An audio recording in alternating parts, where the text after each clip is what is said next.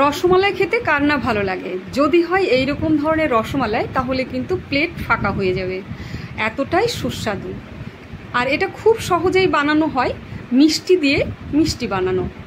তো রেসিপিটি আজকে আপনাদের সঙ্গে শেয়ার করব। আমার চ্যানেলের পক্ষ থেকে সকল বন্ধুদের জানাই আমার আন্তরিক অভিনন্দন। সবাই নিশ্চয়ই ভালো আছেন। আজ আবারও চলে এসেছি আরেকটি রেসিপি আপনাদের সঙ্গে শেয়ার করতে, মিষ্টি দিয়েই মিষ্টি বানানো। তো দুই ধরনের মিষ্টি রেসিপি আপনাদের সঙ্গে শেয়ার করব, আশা করি আপনাদের ভালো লাগবে। অবশ্যই পাশে থাকবেন। আমার ফেসবুক প্রোফাইলে আছে ইসলিয়া বিশ্বাস নামে, আর ইউটিউব চ্যানেলে আছে আইবি কিচেন। যে যেখান থেকে দেখবেন অবশ্যই লাইক কমেন্ট শেয়ার করবেন আর পাশে থাকবেন আশা রাখি। তো চলুন রেসিপিতে যাওয়া যাক। চলে এসেছি রেসিপি নিয়ে। আজকের রেসিপি মিষ্টি দিয়েই মিষ্টি বানানো। কারণ অনেক সময় মিষ্টি অনেক বেঁচে গেলে সেগুলো খেতে ভালো লাগে না। তো এই ধরনের মিষ্টিকেই আবার যদি অন্য ধরনের মিষ্টি বানানো হয় তাহলে কিন্তু সেইটা ফুরিয়ে যাবে। তো সেই জন্যই মিষ্টি দিয়েই মিষ্টি বানানো। তখন মিষ্টিগুলোকে আমি দিয়ে দিলাম মিক্সচারে সবগুলো, আর এটাকে কিন্তু এখন পেস্ট করে নেব। সবগুলোকে এক একে দিয়ে দিলাম। এখন পেস্ট করার জন্য লাগিয়ে দিলাম মুখটা। তো পেস্টটা আমার হয়ে গেছে। এখন একটা বাটি নিয়ে নিয়েছি, আর পুরো পেস্টটাই আমি বাটিতে কিন্তু ঢেলে নেব। ঢেলে নেওয়ার পরে এখানে সুজি আর সুজিকেই আবার গুঁড়ো করেছি কিছুটা। এখানে চাইলেন গোটা সুজিও দিতে পারেন বা গুঁড়ো করেও দিলেও হয়, অসুবিধে নেই।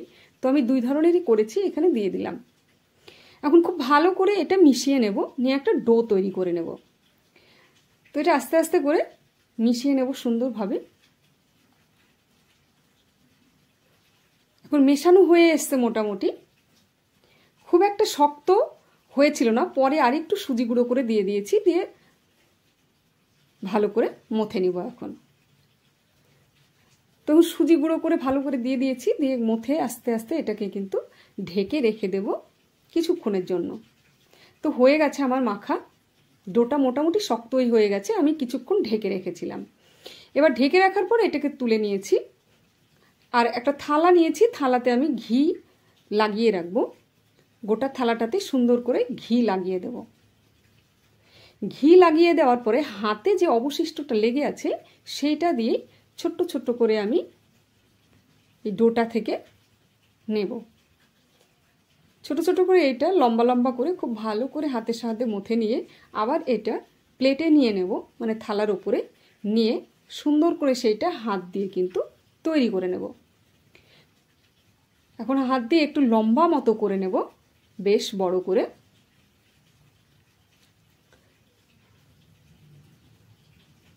আর এটা লম্বা করে নেওয়ার পরে এটাকে একটু অন্য ধরনের বানিয়ে নেব।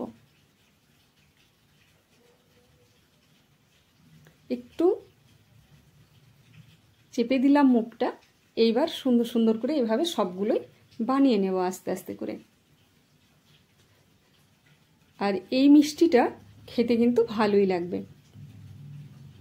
তো সবগুলোই এভাবে কিন্তু আস্তে আস্তে করে আমাকে বানিয়ে নিতে হবে। এখানে অনেকগুলোই মিষ্টি কিন্তু হবে।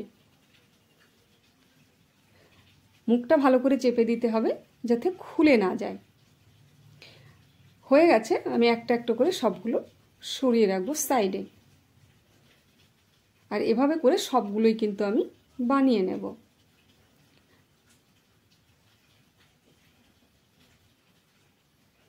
এটা যাতে ফেটে না যায় সেদিকেও লক্ষ্য রাখতে হবে। ফেটে গেলে কিন্তু খুব একটা ভালো লাগবে না। সেই জন্য ভালো করে এটা কিন্তু মুথে নিতে হবে, তাহলে মিষ্টিটা খুব নরম হবে।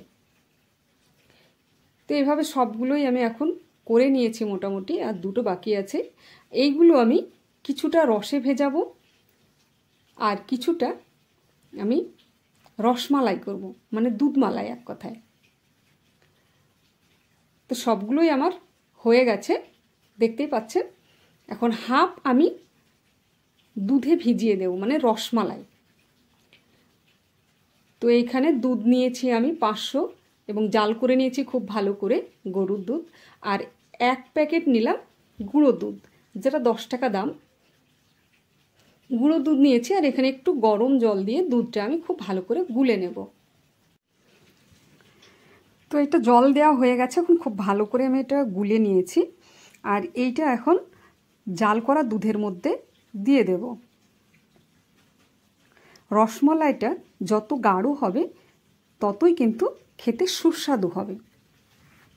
এখন দিয়ে দিয়েছি আর এটা খুব ভালো করে ফুটিয়ে নেব। আর এখানে দিয়ে দেব স্বাদ মতো চিনি। এখানে চিনির পরিমাণ আপনারা বাড়িয়ে কমিয়ে দিতে পারেন। আমি খুব হালকা করে দিলাম, মানে মিষ্টিটা রসমালাইয়ের যে দুধটা দিয়েছি সেটার জালেই কিন্তু মিষ্টিটা বেশি হয়ে যাবে, ওই জন্য বেশি চিনি কিন্তু এখানে ইউজ করলাম না। আর তারপরে দিয়ে দিলাম মশলা আর দারচিনি। এখন খুব ভালো করে ফুটিয়ে নেওয়ার পরে আমি কিন্তু এখানে দিয়ে দিয়েছি মিষ্টিগুলো। আর মিষ্টিগুলো দিয়ে খুব ভালো করে উল্টে পাল্টে এটা ফুটিয়ে নেব, যাতে ভেতরে পুরো রসটা যেতে পারে আর মিষ্টিটা খুব সুন্দর সুস্বাদু হয়। তো এটা আস্তে আস্তে করে ফুটিয়ে নিচ্ছি। হয়েই এসছে এটা একবার উল্টে নিয়েছি, আবারও আর একবার উল্টে দিচ্ছি। তো উল্টানো মোটামুটি হয়ে গেছে। আর একটু ফুটিয়ে এটাকে কিন্তু আমি নামিয়ে নেব। এখনই দেখতে কিন্তু অসাধারণ লাগছে আর খেতে তো খুব সুস্বাদুই হবে। তো আমার হয়ে গেছে, আমি গ্যাসের চুলা অফ করে দিয়েছি আর এটা খুব সুন্দরভাবে গায়ে গায়ে লেগেও গেছে। তো এখন আমি একটা পাত্রে এটা তুলে রাখবো। এরপরে যে কটা বাকি আছে সেই কটা আমি কিন্তু ভেজে নেব। তো তার আগে আমি রস তৈরি করে নেব। একটা বাটি বসিয়ে দিয়েছি আর আমি তাতে দিয়ে দিলাম জল।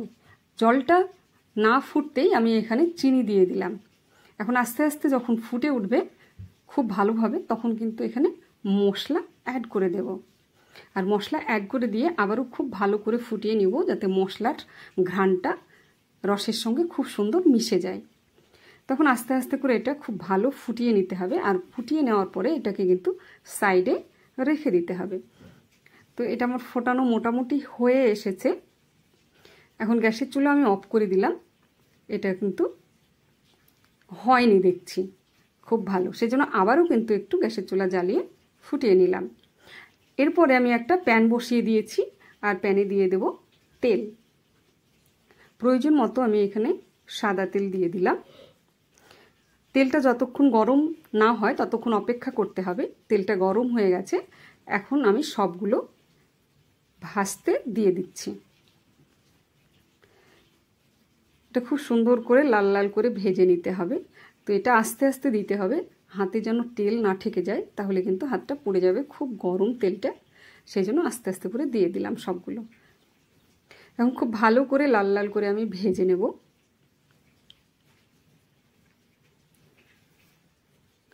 সবগুলো উল্টে দিলাম। যারা যেখান থেকে দেখবেন অবশ্যই কমেন্টস করে জানাবেন রেসিপিটি আপনাদের কেমন লেগেছে। তো উল্টে পাল্টে মোটামুটি আমি ভেজে নিয়েছি আর খুব সুন্দর লাল লাল হয়ে গেছে ভাজাটা।